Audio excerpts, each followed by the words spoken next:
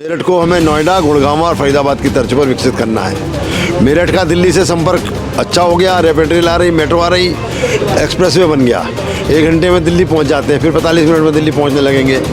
तो अब दिल्ली दूर नहीं। जिन्ना ने देश का बंटवारा किया, ये ना कोई मुस्लिम लीग है, ना कोई मुस्लिम मजलिस है, ना कोई ये ओवैसी है, ये सब जिन्ना की औलाद है और जिन्ना के ऊपर देश को ले जाना चाहते हैं। इनकी नीतियाँ भारत विरोधी हैं। ओवैसी हमारा समर्थक व्यक्ति नहीं है, इस देश का दुश्मन है, इस देश का राष्ट्रद्रोही है। विपक्ष की आंख में हो गया मोतियाबिंद, और मोतियाबिंद जिसकी आंख में होता है उसे दिखाई नहीं देता। उन्हें ऑपरेशन कराना चाहिए अपना, और ऑपरेशन अब जनता कर देगी उनका। हमारा काशी, हमारा मथुरा, हमारा अयोध्या हमारा धर्म नहीं, हमारी संस्कृति है।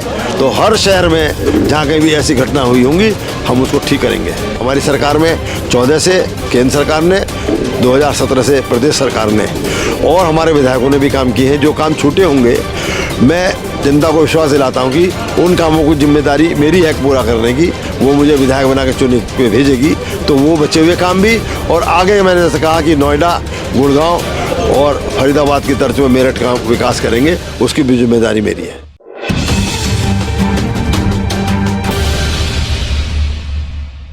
सब्सक्राइब बटन दबाएं, लाल वाली घंटी दबाएं और फिर वीडियो को देखना शुरू करें।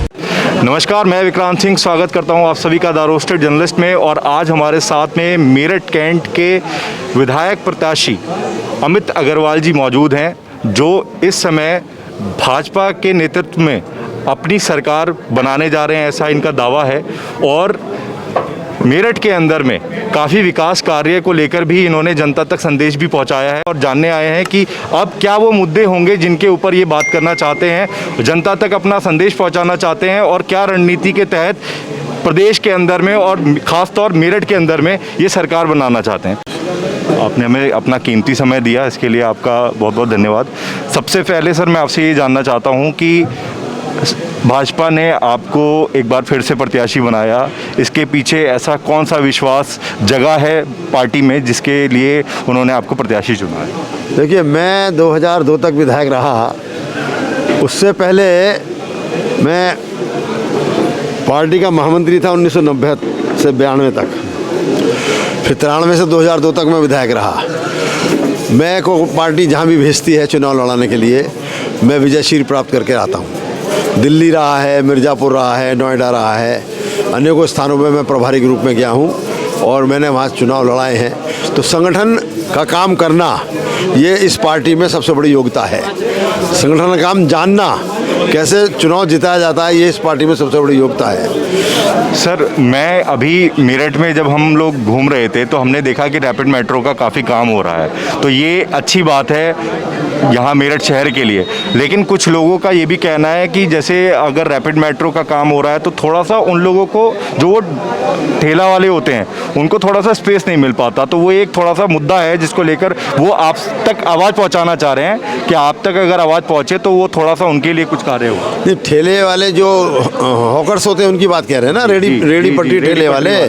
लेकिन देखिए, जब रेल बनाएंगे तो उसके लिए जगह चाहिए बीच में, तो जब जगह चाहिए बीच में तो ट्रैफिक को थोड़ा इधर उधर जाना ही पड़ेगा ना।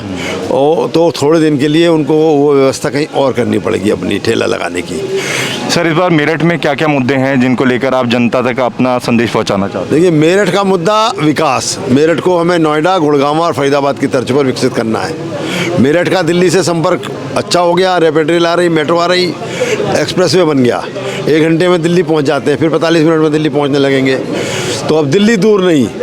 तो मेरठ का आंतरिक विकास भी हो, इसके लिए उसको हमें नोएडा की तर्ज पर, और हमें ग्रेटर नोएडा की तर्ज पर, दिल्ली की तर्ज, उसके फरीदाबाद और गुड़गांव की तर्ज पर विकसित करना पड़ेगा। हमारा उसका प्रयास रहेगा। दूसरा मुद्दा महिला सुरक्षा का है, जो हमने उनको प्रदान की है वो कायम रहनी है, कायम रखनी है। आज माँ बहन रात को निकल जाए तो कोई दिक्कत नहीं होती है। हमने उनके लिए शौचालय बनाए 12 करोड़। वो शौचालय आप देखिए, पहले हाईवे पे जाते थे, गांव के रास्तों पे जाते थे, तो महिलाएं एकदम शौच से उठ जाती थी लाइट पड़ते ही। आज वो चीज़ व्यवस्था ख़त्म हुई है, और 12 करोड़ शौच घर बने हैं, जिसको उन्होंने, जनता ने खुद इज्जत घर का नाम दिया है। तो माँ बहनों के लिए मोदी जी ने, भाजपा की सरकार ने गैस सिलेंडर दिए हैं। उनकी आँखों में जो धुएँ से आँखें ख़राब हो जाती थी, वो आज उनकी आँखें ख़राब नहीं हो रही हैं। अब मोदी जी माँ बहनों की आँख के तारे बन गए हैं, उन्होंने उनकी आंखों को बचाया है। तो ऐसे ऐसे काम, और फ्री वैक्सीन दी है, तो ये सब काम आगे जारी रहे, ये सुरक्षा जारी रहे, ये सीमाओं की सुरक्षा मोदी जी के नेतृत्व में हुई है। चीन से हमने मजबूती से चीन का सामना किया, हमने डोकलाम पर, पाकिस्तान पर हमने स्ट्राइक करने के बाद उसको इस हालत तक पहुंचा दिया कि आज उसकी हिम्मत नहीं है हमारी तरह आंख उतरा के देखने की। तो देश की सुरक्षा की सीमाओं की सुरक्षा, देश की महिलाओं की सुरक्षा, देश के नौजवानों को स्वरोजगार, ये सब पैदा करने के लिए आवश्यक है कि ये सरकार बनी रहे, ये सरकार आगे दोबारा आए, योगी मोदी की सरकार, डबल इंजन की सरकार चलेगी तो निश्चित रूप से ये प्रदेश और आगे बढ़ेगा। सर, विपक्ष जो है वो रोजगार को लेकर बहुत मुद्दा उठाता है। वो कहता है कि सारे काम तो हो रहे हैं, वो कहता भी है सारे काम हो रहे हैं, लेकिन कहता है कि जो 2 करोड़ रोजगार की बात हो रही थी वो रोजगार ना तो शहर में है और ना ही प्रदेश में है। ऐसा, इस पे क्या कहेंगे आप? विपक्ष की आंख में हो गया मोतियाबिंद, और मोतियाबिंद जिसकी आंख में होता है उसे दिखाई नहीं देता। उन्हें ऑपरेशन कराना चाहिए अपना, और ऑपरेशन अब जनता कर देगी उनका। अच्छा, जनता ऑपरेशन कर देगी? देखिए, विकास के मतलब नौकरी रोजगार का मतलब केवल नौकरी नहीं होता। हमने कौशल विकास योजना के अंतर्गत लोगों को, नौजवानों को ट्रेनिंग दी है। पीढ़ी दर पीढ़ी जो लोग हुनर का काम करते थे उनके पास कोई सर्टिफिकेट नहीं होता था, हमने सर्टिफिकेट की व्यवस्था की है, उनके पास अब सर्टिफिकेट है, उस सर्टिफिकेट से वो लोग कहीं भी नौकरी पा सकते हैं। स्वरोजगार की ओर हमने लोगों को बढ़ाया है, स्वावलंबी बनाने की हमने प्रयास किया है। मुद्रा योजना हमने चालू की है, मुद्रा योजना के अंदर आप 50 लाख तक का लोन ले सकते हैं। MSME की परिभाषा बदल के हमने 2 करोड़ तक की है, MSME लोगों को लोन मिल रहा है। हमने जनधन खाते खोले हैं, उसके अंदर हमने व्यवस्था की है लोन की। और इससे ज़्यादा क्या मतलब, ये नौकरियां तो कभी इतनी मिल ही नहीं सकती। रोज़गार का मतलब स्वरोजगार भी है। हम नौजवानों को उनके पैरों पे खड़ा करना चाहते हैं। नौकरी करने वाले नहीं, नौकरी देने वाले वो बने। एक व्यक्ति 10 लोगों को नौकरी दे, ऐसा हम उनको बनाना चाहते हैं। सर, आप पहले भी विधायक रहे हैं कैंट से, और इस बार फिर से एक बार आप प्रत्याशी के तौर पर आ रहे हैं। क्या देखा है आपने इतने सालों में? क्या आपको लगता है क्या क्या बदलाव हुए हैं, और अब आप किस बदलाव की और कैंट को ले जाना चाहते हैं? मैंने कहा ना कि अब दिल्ली दूर नहीं, मेरठ से दिल्ली पास आ गई, इतना विकास हो गया। गंगा एक्सप्रेस वे बन रहा है, 4 घंटे में लखनऊ, 6 घंटे में प्रयागराज पहुंच जाएंगे। तो अभी जो भी काम हुए वो काम अच्छे हुए हमारी सरकार में, 14 से केंद्र सरकार ने, 2017 से प्रदेश सरकार ने, और हमारे विधायकों ने भी काम किए हैं। जो काम छूटे होंगे, मैं जनता को विश्वास दिलाता हूं कि उन कामों की जिम्मेदारी मेरी है पूरा करने की। वो मुझे विधायक बना के चुने पे भेजेगी, तो वो बचे हुए काम भी, और आगे मैंने जैसे कहा कि नोएडा, गुड़गांव और फरीदाबाद की तर्ज में मेरठ का विकास करेंगे, उसकी भी जिम्मेदारी मेरी है। सर, विपक्ष ने बड़े सारे गठबंधन बना लिए हैं। वो कहती है कि इस बार हम सब एक और भाजपा को अकेले हरा देंगे। ये जनता ये गठबंधन को ठगबंधन मान चुकी है, ये ठगों का बंधन है। देखिए, बुआ बबुआ मिले थे, क्या कर पाए? सपा बसपा मिलकर चुनाव लड़े, तब हमारा कुछ नहीं बिगड़ा। तब हम कितने % बहुमत से आए केंद्र सरकार में। 2 लड़के मिले तो क्या हुआ? तीसरा लड़का भी उसमें घुसा हुआ था। अब वो एक छोड़ के चला गया, अब वो ये 2 लड़के हैं, तो ये क्या कर पाएंगे? मेरठ में मैंने जो 96 में चुनाव लड़ा था, बसपा और कांग्रेस ने मिलकर प्रत्याशी खड़ा किया था, रमेश धिंगड़ा को। मैंने उसको कितने वोटों से पछाड़ा? 42,000 वोटों से पछाड़ा था उस वक्त, जब कुल 14 की करीब 2.25 लाख वोट हुआ करती थी। तो ये गठबंधन से कुछ नहीं होने वाला। जनता इनके अवसरवादिता है, ये अवसरवादिता है कि चुनाव आए तो ये गठबंधन करने, वरना बहन जी बबुआ को गाली दे, बबुआ के पिताजी को गाली दे, वो कांग्रेस को गाली दे, वैसे आपस में गाली देते रहते हैं। चाचा भतीजे में माल के ऊपर लड़ाई हो गई, अब जब जाते देख रहे हैं कि तो फिर दोबारा मिल गए। सर, एक विपक्ष का आरोप रहता है कि भाजपा जब भी कहीं पर चुनाव लगता है कि वो हारने वाली है तो वो ओवैसी को उतार देती है।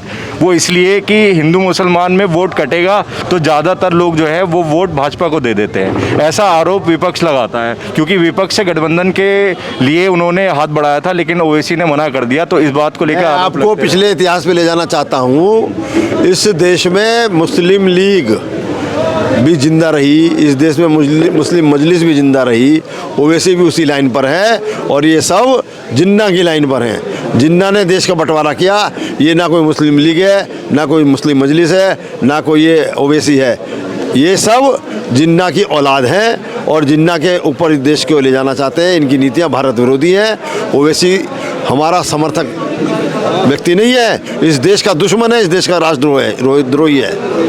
इस बार योगी जी ने कहा है, अमित अग्रवाल जिंदाबाद, भारतीय जनता पार्टी जिंदाबाद। योगी जी कह रहे हैं इस बार जो श्री राम मंदिर बन रहा है अयोध्या में, उसको लेकर लोगों में बड़ी खुशी है और लोग चाहते हैं कि इस बार जो है राम मंदिर और भव्य तरीके से बने। और इस बार एक और नाम उन्होंने जोड़ा है जिसके बाद थोड़ा सा जो है गर्माहट बढ़ गई है, वो है मथुरा का नाम। आप क्या उस पर कहना चाहते हैं? देखिए, ये भारतीय संस्कृति के परिचायक हैं। तब कोई धर्म नहीं था, जब राम हुए, कृष्ण हुए, भगवान शिव ने यहाँ रचना की, तब कोई धर्म नहीं था। उस धर्म को आप सनातन धर्म कह दीजिए, उस धर्म को आप हिंदू धर्म कह दीजिए। ये धर्म सब हुए हैं 2500 साल से। जैन धर्म 2700-2800 साल पुराना, बौद्ध धर्म 2500 साल पुराना, ईसाई धर्म 2000 साल पुराना है जिसको क्राइस्ट कहते हैं, और मुस्लिम धर्म 14वीं सदी अभी भी थी। तो ये धर्म तो सब 2500 साल से नए हैं। तो ये धर्म नहीं, संस्कृति है। जो हमने काशी की बात करते हो, चाहे हम मथुरा की बात करते हो, चाहे हम अयोध्या की बात करते हो, ये सब भारतीय संस्कृति है। इन लोगों को जो नेता बोलते हैं और जनता को बरगलाते हैं, इनको थाईलैंड जाना चाहिए, इनको इंडोनेशिया जाना चाहिए, वहाँ देख के आना चाहिए कि वहाँ भगवान का विराट स्वरूप, वहाँ समुद्र मंथन हवाई अड्डे पर बना हुआ है। क्यों नहीं जाके देखते? ये लोग तो चाइना और रूस की उसकी तरफ देखते हैं, उधर नहीं देखते। जाकर उधर देखें, वहाँ इस्लाम धर्म होते हुए भी वो लोग हिंदू संस्कृति का पालन करते हैं और वो नमस्कार भी करते हैं, वो ऐसी माला भी पहनाते हैं। वो उसको उनको जाके देखना चाहिए। ये धर्म जो योगी जी ने कहा है वो निश्चित रूप से सही कहा है और मथुरा की ओर भी नहीं कहा है। वो जो आतताइयों ने 1000 साल पहले सारे मंदिर तोड़े थे, मंदिरों को परिवर्तित किया था, वो भी तो उन्होंने किया था। तो ये विपक्ष वाले इस बात को क्यों नहीं देखते कि भी 1000 से पहले इस देश के ऊपर एक कहर टूटा था। अफ़गानिस्तान से जो आए थे उन्होंने कहर ढोया था, जो तालिबी से आए थे, तजाकिस्तान से आए थे, अरब की तरफ से आए थे, उन लोगों ने इस देश को लूटा, इस देश की संस्कृति को मिटाने का प्रयास किया।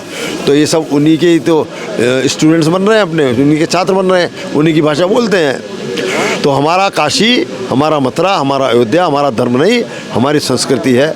तो हर शहर में जहाँ कहीं भी ऐसी घटना हुई होंगी, हम उसको ठीक करेंगे। सर, आखिरी सवाल है कि अभी शिक्षा को लेकर आपके अपने क्षेत्र में आप क्या करने वाले हैं और जनता तक आपका आखिरी संदेश क्या होगा जो आप पहुंचाना चाहते हैं? देखिए, हम नई शिक्षा नीति लाए हैं। नई शिक्षा नीति हमने जब तक हम जवान थे, हम बच्चे थे, हमने मैकाले की शिक्षा पद्धति के बारे में सुना था, उसके बारे में जाना था। वो केवल बाबू पैदा करती थी। अभी आपने रोजगार की बात की तो ये विपक्ष वाले भी सोचते हैं कितनी नौकरी मिली। वो केवल बाबू और नौकरी वाले बाबू पैदा करा उन्होंने शिक्षा ने। हम ऐसी शिक्षा जो स्वयं रोजगार की प्रोफेशनल एजुकेशन बच्चों को देना चाहते हैं, उसके बारे में हमने नई शिक्षा नीति लागू की है और वो अभी शुरू हुई है। पहला वर्ष है, अभी तो पूरा 1 वर्ष भी नहीं हुआ। उसके बाद लॉकडाउन लग गया तो अभी उसका प्रचार प्रसार नहीं हो पाया है। हम बिल्कुल बच्चों को ऐसी शिक्षा देंगे जो विश्व स्तर की होगी, विश्व से कम्पिटिटिव होगी। कंप्यूटर की शिक्षा देंगे हम, उसको प्रोफेशनल और स्वरोजगार की शिक्षा देंगे। सर, आखिरी बात, जनता तक आपका क्या संदेश है? जो आपके क्षेत्र की जनता है उनको आप क्या संदेश देना चाहते हैं? हम जनता को ये संदेश देना चाहते हैं, ये सपाई बसपाइयों के चक्कर में ना पड़ें। और वो मेरठ कैंट में तो कोई किसी पार्टी के दूसरी का अस्तित्व ही नहीं, भाजपा के अलावा। कीर्तिमान स्थापित करें उत्तर प्रदेश के अंदर। मेरठ में भारतीय जनता पार्टी के मुझ उम्मीदवार को सर्वाधिक मतों से जिता कर भेजें तो एक उदाहरण बनेगा कि मेरठ कैंट से एक कीर्तिमान स्थापित हुआ है। और हम विश्वास दिलाते हैं कि मैंने जैसे कहा, जो काम छूटे वो काम भी, और जो आगे मेरी योजनाएं हैं वो काम भी हम करेंगे। सर, कितनी सीट आएंगी इस बार? 350 प्लस आएंगे। 350 प्लस। मुरादाबाद में मैं प्रभारी था, मैंने मंच पर जब फ्लैक्स लगाया था, 2 बजे फ्लैक्स लगा, मैंने उतरवा दिया बैकड्रॉप, और फिर मैंने 4 बजे नया लगवाया। और उसमें पहले मैं 275 प्लस लिखा था, मैंने उसमें 300 प्लस लिखवा दिया। और मेरे से क्वेश्चन कर रहा था नेताओं ने, भैया तुमने क्या लिख दिया? मोदी जी भी जब मंच पर चढ़े तो उन्होंने भी जब घूम कर देखा 300 प्लस क्यों लिख दिया। बाद में पूछा नीचे, प्रभारी जी ये क्या लिखवा दिया? मैंने कहा जी वो तो रात ब्रह्म मुहूर्त में सुबह 4 बजे लिखा गया। अच्छा। कि 350 प्लस हो जाएगा इस बार। तब 300 प्लस होगी थी, अब 350 प्लस हो जाएगी। तो मतलब विपक्ष कहीं है ही नहीं। विपक्ष है ही नहीं, आंखों में मोतिया बंद हो गया, अंधा हो रहा हो तो है कहाँ विपक्ष। बहुत बहुत चलिए, बहुत बहुत धन्यवाद आपका। भारतीय जनता तो पार्टी ये मेरठ कैंट के पूर्व विधायक और इस बार प्रत्याशी भाजपा से, जो इस बार चाहते हैं कि जनता उनकी बात सुने और उनको बेहतर से बेहतर वोट देकर इस बार फिर से विधायक चुनकर आगे लेकर आए। तो इसी के साथ आप हमारी इन खबरों में जुड़े रहें। नमस्कार।